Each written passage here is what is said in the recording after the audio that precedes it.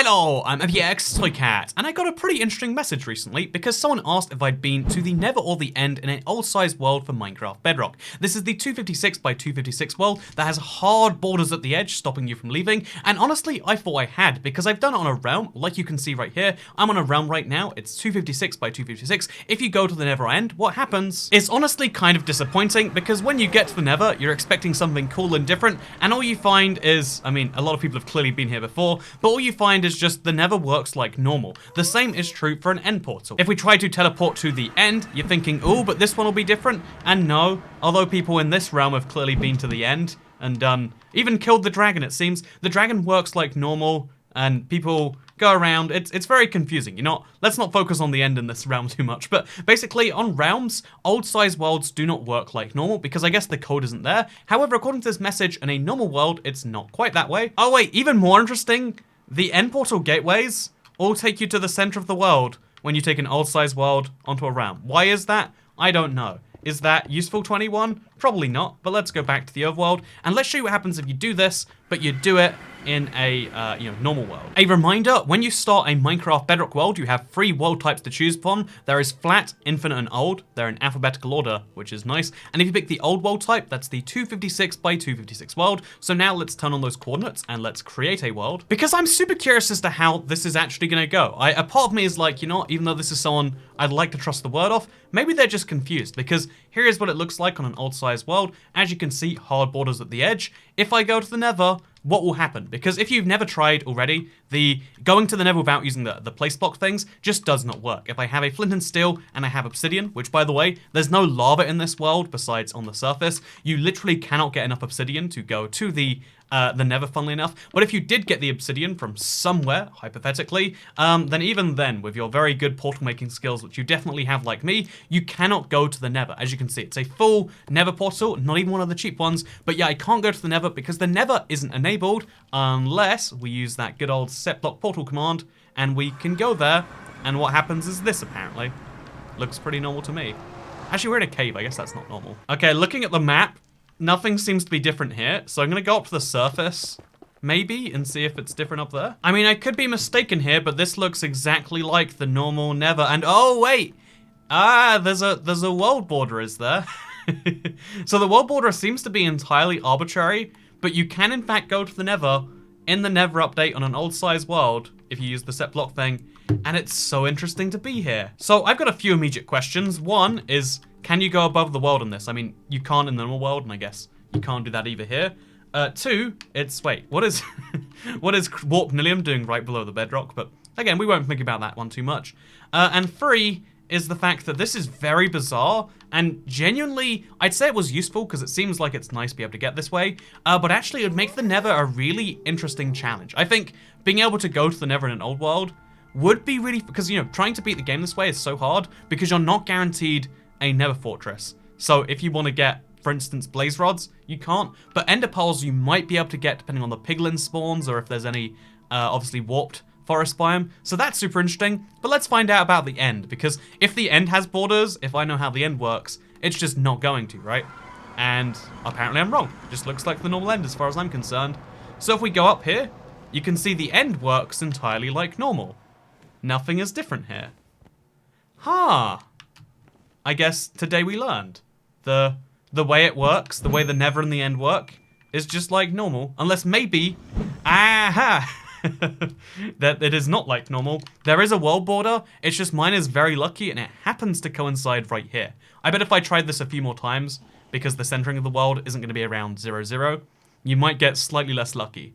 Or slightly luckier because it might cut out some of the towers. Let's find out. So again, we're going to go with an old world type, that's very important, and we're going to try this with just a blank seed and see if the Nether and the end center around different points, and if we can maybe break some things. So as you can see, the Nether has the same boundaries in this world. It suspiciously enough also has a crimson forest over here, but we won't think about that one too much. And then if we go to the end, then it looks like this. And as you can see, the end is still, actually it still functions just like normal, but I'm assuming it's cut off in a different place. Yep, no, it's actually, it looks like it's gonna be at the back here. Yeah, it seems to always be centered roughly around somewhere on the main end island, which is very interesting, to say the least. And then hypothetically, if we could kill all the entities, you know, kill Addy, all entities, and then we could kill the dragon. We could also go back to the overworld. But then I'm assuming the reason that the end portal gateway will always take me back to the center is because there's no other point in the world a gateway could take me to. So this end portal gateway right here will not be able to take me out to the end islands like it wants to because no such coordinate space exists. Also, I imagine that because the height limit for the overworld is 128 blocks in an old-sized world, if I wanted to go high up like you can in the normal end, you can't in this world. Oh no, you can. So this is the one dimension in an old-sized world where you can go to 256 blocks, but otherwise you're limited to this tiny space, which is kind of sad. I'm gonna try one more time though. And this time I'm gonna keep my map with me just in case it yields some interesting results, as I suspect it may. So this time, end looks like normal. We open up our map and it's centered. Yeah, you can see the end is always gonna be bizarrely off-center for some reason, and this part always seems to be the bit that's missing, which leads to a very bizarrely shaped end island. But now I have the question, right? So this is so interesting to me, the fact that the end and the Nether are actually limited in size. Maybe this whole time I thought the Nether and the end were just full size in, you know, like on the realms, but clearly it's been the same and I just haven't realized. But, you know, before we dive into that, I want to ask the question, what happens if we expand this world? If you don't know, any old-sized world has the option to let you expand it and to kind of turn it into an infinite world, because who wants to play on old-sized worlds for that long anyway? And so in that case, I want to know the answer.